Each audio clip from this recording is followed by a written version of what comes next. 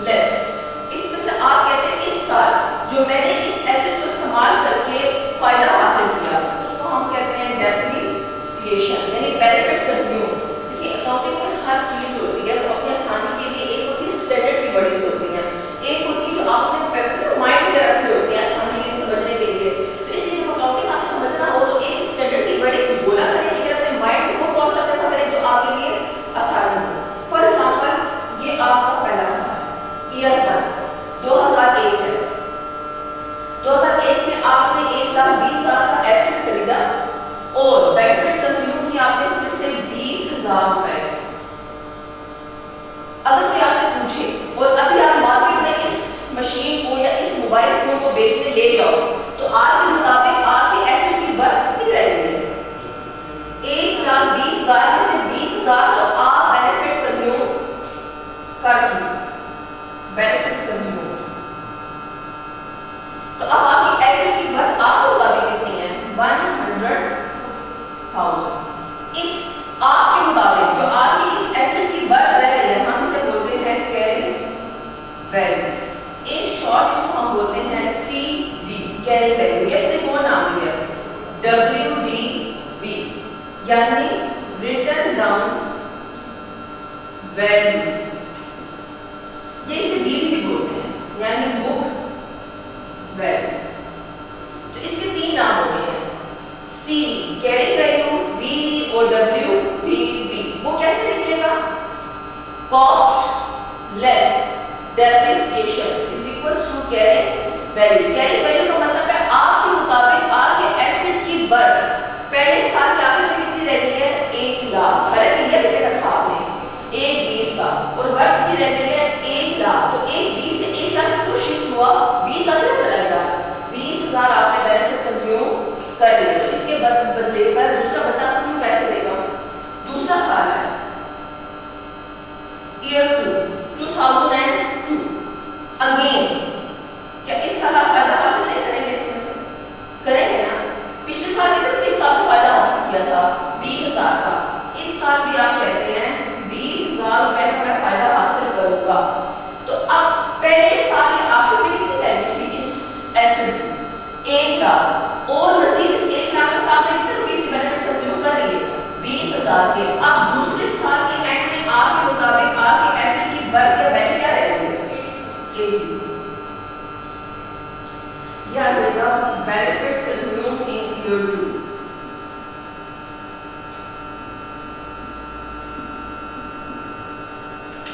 तीसरा साल आया हमारा से 2003। अगेन लेस करेंगे आप दोबारा से डेप्रिसिएशन। दोबारा तीसरे साल की आपने बेनिफिट्स कंज्यूम के फायदा हासिल किया 20,000 बेनिफिट्स कंज्यूम्ड इन ईयर 3। तो अब आपके एसेट की वर्थ रह गई है ये carry value 60,000।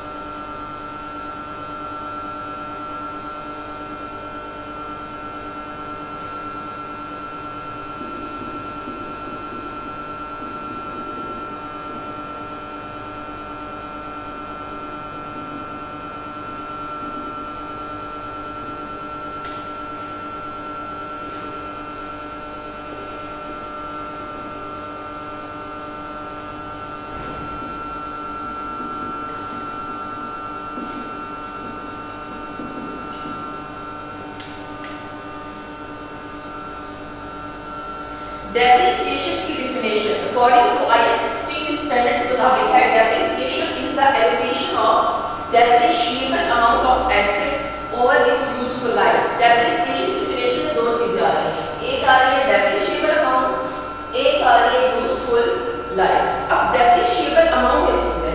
Depreciable for example इस एग्जांपल को लेते हैं। मैंने जब पहली बार मैं इस एसेट को खरीदने गई थी तो मैंने एसेट कितने रुपीस का परचेज किया था, खरीदा था? कॉस्ट मुझे कितना पड़ा था? 120,000 का। ऐसा है मेरे मुताबिक मैं अंदाजा लगाती हूँ कि मैं इस एसेट को मैक्सिमम 5 साल तक इस्तेमाल करूंगी, इसके बाद ये इस्तेमाल काबिल नहीं रहेगा। इस तरह करके रेफ्रिजरेटर AC खराब हो जाते हैं, फ्रिज वगैरह खराब हो जाते हैं,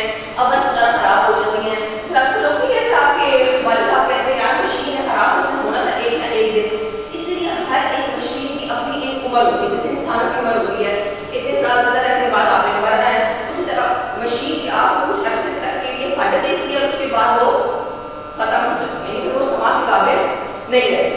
फिर आप क्या करते हैं,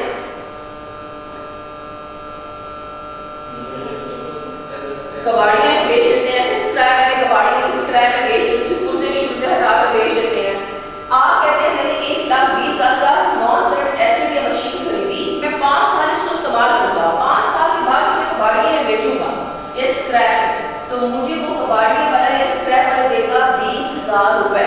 इसको हम बोलते हैं रेजिडुअल वैल्यू। रेजिडुअल वैल्यू का मतलब होता है अगर 5 साल इस मशीन की लाइफ है, तो 5 साल के बाद जब आप इसे स्क्रैप कबाड़ियां में बेचेंगे तो फिर आपको कितने पैसे मिलेंगे स्क्रैप से? 20,000 रुपए। अब जरा सोचिए, आपने मशीन ली कितनी थी? 120 की, और इसमें से 120 में से 5 साल के बाद कितने पैसे आपकी जेब में वापस आ जाएंगे? 20,000 आ जाएंगे। कितने पैसे नहीं आए? 100,000। इसे बोलते हैं डेप्रिशिएबल अमाउंट। यानी डेप्रिशिएबल अमाउंट को कोई तरह से फॉर्मूला पूछे तो आप क्या बोलेंगे? Cost less residual value. तो cost less residual value is equal to depreciable amount. Depreciable amount का मतलब है वो अमाउंट जो पैसे आपको नहीं मिले। 1,20,000 आपकी जेब से गए थे इसे खरीदते हुए, 5 साल के बाद 20,000 रुपए दोबारा स्क्रैप के थ्रू आपकी जेब में आ जाएंगे, 1 लाख आपकी जेब में नहीं आएंगे। वैसे पूरी आएंगे 1 लाख आपकी जेब में, क्योंकि 5 सालों में ये 1 लाख का फायदा आपने हासिल किया। तो भला इसके बदले जो चीज आपने इस्तेमाल की, क्या उसके पैसे वो कबाड़ी वाला स्क्रैप कर देगा? नहीं। तो डेप्रिशिएबल अमाउंट का मतलब होता है वो अमाउंट जो आपने इस्तेमाल कर ली 5 सालों में। क्या ये 1 लाख 1 साल में आपने बेनिफिट इस्तेमाल किए? 1 लाख के बेनिफिट्स क्या 1 साल के अंदर आपने इस्तेमाल किए हैं? नहीं। कितने साल में इस्तेमाल किए? 5। तो मैं कहती हूँ डिवाइडेड बाय 5 years। तो हर साल कितनी मैंने बेनिफिट्स कंज्यूम की? 20,000 पर ईयर। ये जो 20,000 आता है आपके पास क्या आता है? डेप्रिसिएशन या बेनिफिट्स कंज्यूम्ड।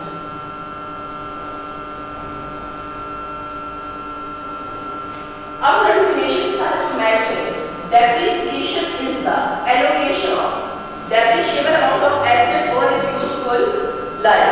यानी डेप्रिशिएबल अमाउंट जब भी आप यूजफुल लाइफ डिवाइड करोगे तो फिगर आएगी वो आपके पास क्या होगी? डेप्रिसिएशन। यानी हर साल आपने कितने रुपीस के बेनिफिट्स कंज्यूम की। और डेप्रिशिएबल अमाउंट का चीज आपके पास formula cost less residual value.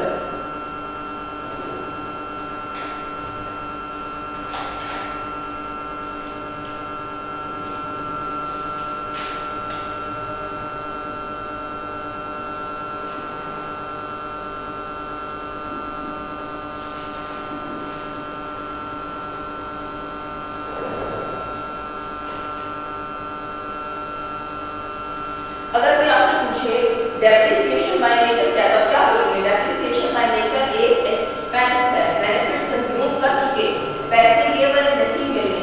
तो डेप्रिसिएशन बाय नेचर एक्सपेंस है, और एक्सपेंस कहां पे जाता है? एसओसीआई में, स्टेटमेंट ऑफ कॉम्प्रिहेंसिव इनकम में।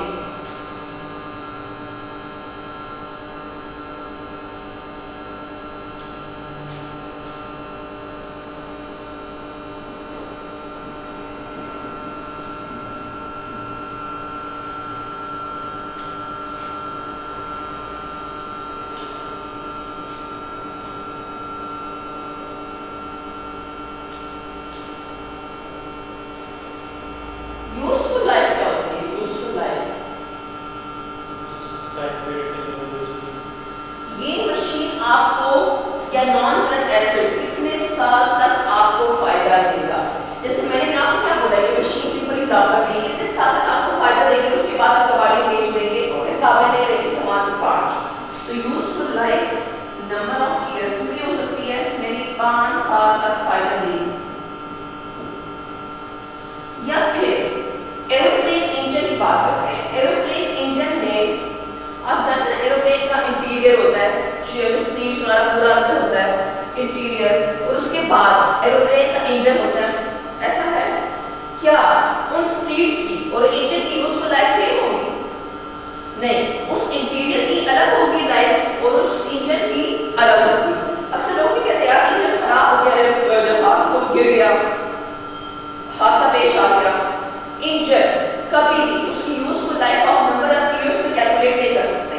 हमेशा एरोप्लेन जो इंजन होती है उसकी यूजफुल लाइफ होती है नंबर ऑफ फ्लाइंग हॉर्स पर। फॉर एग्जांपल आपके पास जहाज है, जब आप उसका इंजन लेने जाएंगे तो को आपको बंदा बोलेगा सर ये अपनी पूरी जिंदगी में ये इंजन 50,000 फ्लाइंग हॉर्स करेगा। जैसे ही 50,000 हॉर्स हुए होंगे बस फिर उसके बाद आप इस इंजन को कबाड़िया के स्क्रैप में बेच देंगे। अगर उसके बाद आप इस्तेमाल करेंगे फिर कोई खासा पेश आ सकता है, फिर ये इस्तेमाल के काबिल नहीं रहेगा। तो अब क्या उसने ये बात बोली कि आपने इस इंजन को 3, 4, 5, 6 साल में इस्तेमाल करना है? उसने यहाँ पर लाइफ क्या सेट की है इस इंजन के लिए?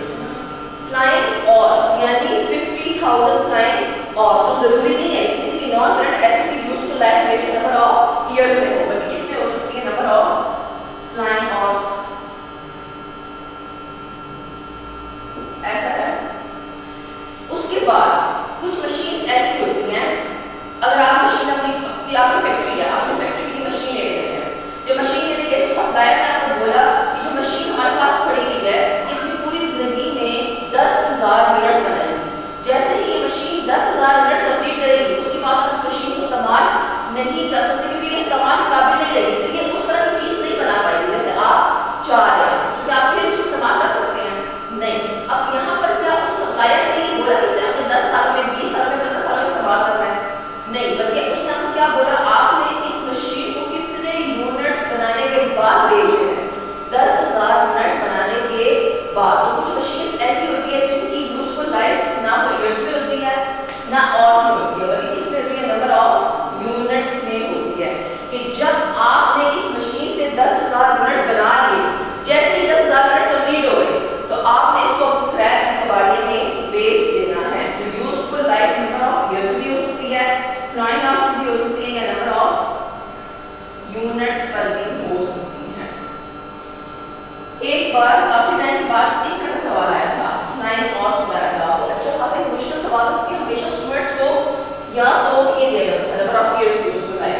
जब उस तकरीबन आज से 5-6 साल पहले जब ये अटेम्प्ट में आया था पेपर फ्लाइंग हॉर्स का, पर वहां पर बचा फंस गया। अब मुझे समझ ना आया कि मैं जब डिस्टिंक्शन किस पे लूं, नंबर ऑफ ईयर्स पे लूं या नंबर ऑफ फ्लाइंग हॉर्स पे। तो इसलिए ख्याल रखिएगा, आप एग्जामिनर स्पेसिफिकली बता देगा कि इस मशीन की लाइफ नंबर ऑफ ईयर्स में लेनी है या नंबर ऑफ हॉर्स में या यूनिट्स में लेनी है। एक तो यूजफुल लाइफ होती है, एक होती है इकोनॉमिक लाइफ। वो क्या होती है?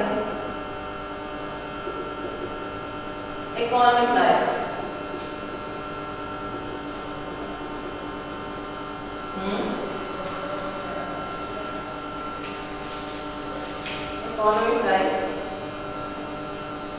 इकोनॉमिक लाइफ का मतलब है 3 बंदे हैं, समझिए आप 3 दोस्त हैं, mister A, mister B, mister C. ये जो मशीन है मिस्टर ए ने इस्तेमाल की 2 साल, मिस्टर बी ने इस्तेमाल की फॉर एग्जांपल 5 साल, मिस्टर सी ने इस्तेमाल की इसको 3 साल। इस मशीन ने ओवरऑल तीनों बंदों को सबको कितने नंबर ऑफ ईयर्स तक फायदा दिया? 10 ईयर्स। तो इकोनॉमिक लाइफ का मतलब है ये इस गाड़ी होती है, पहले एक बंदा रहता है उसे इस्तेमाल करता है 2 साल, फिर दूसरा बेच देता है, फिर मिस्टर बी इस्तेमाल करता है उस गाड़ी को 5 साल, फिर आगे मिस्टर बी बेचता है मिस्टर सी को, मिस्टर सी कितने साल इस्तेमाल करता है? 3 साल। तो ये गाड़ी टोटल कितने साल तक चली है? 10 साल तक। तो इकोनॉमिक लाइफ का मतलब है इस गाड़ी ने ओवरऑल सब नो को कितने सालों तक फायदा दिया? 10 साल तक फायदा दिया। आप समझिए आप मिस्टर बी, तो कोई अगर मिस्टर बी से पूछे सर इस गाड़ी की इकोनॉमिक लाइफ में पता चल के 10 साल है, इसकी यूजफुल लाइफ क्या है? तो वो बोलेगा यूजफुल लाइफ का मतलब है मुझे कितने साल तक फायदा दिया? 5 साल। इकोनॉमिक लाइफ मिस्टर बी की कितनी है? 10, और यूजफुल लाइफ कितनी है? 5। आप मिस्टर ए से पूछिए सर आपके लिए इस गाड़ी की यूजफुल लाइफ कितनी थी? तो बोलेगा 2 साल, कि मैं 2 साल तक फायदा हासिल किया। आप मिस्टर सी से पूछिए सर आपके लिए इस गाड़ी की यूजफुल लाइफ कितनी थी? तो बोलेगा 3 साल। यानी यूजफुल लाइफ का मतलब है आपको सिर्फ अपने आप को देखना है कि आपको कितने अरसे तक फायदा देगा।